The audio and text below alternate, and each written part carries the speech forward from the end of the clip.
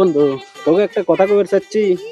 তোর বাড়িতে একটা মেয়ে দেখলাম, ওই মেয়েটাকে আমার খুব ভালো লাগে, প্রেম করবো চাই। সি বন্ধু সি, তোর নজর খারাপ রে।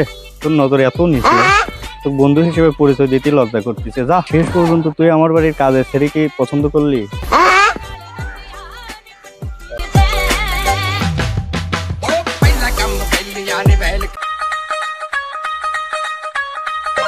মুরব্বি, ওরা যে কাজটা করছে তাহলে কি করা যায় এদের? এখন কি করব কোন? এখন এরা যে কাজ করছে কিছু তো বলা যায় না, যেটা ভালো হয় সেটা করে দেন।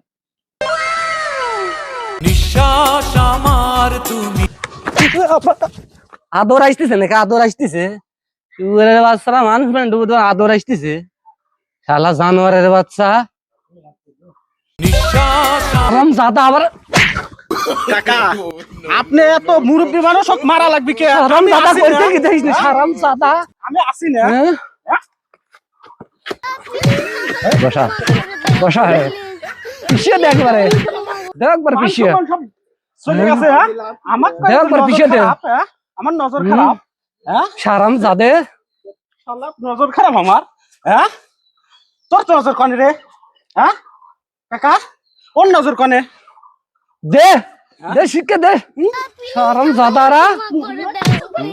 হ্যাঁ? এই এত নাটক পাঠক দেখতে চাই না, দুজনকে বিয়ে করা দাও। সেটার না বিয়ে দিয়ে আমি মানি না। বসেন বসেন আপনি। ভাই ভাই ওঠেন ওঠেন। ভাই, ও কাকা, অত ফাইদেন না।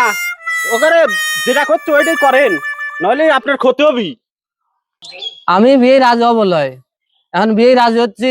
যদি ওকে উল্টো পালে বিয়ে করাতে পারেন তাহলে আমি রাজি আছি। ঠিক আছে মুরব্বি, আপনার যেহেতু ছেলে, আপনি যেটা বলবেন সেটাই হবে। ঠিক আছে, তাহলে বিয়েই করা দেন। হারামজাদা। আব্বা কবুল, ক্ষমা করে দাও আব্বা কবুল।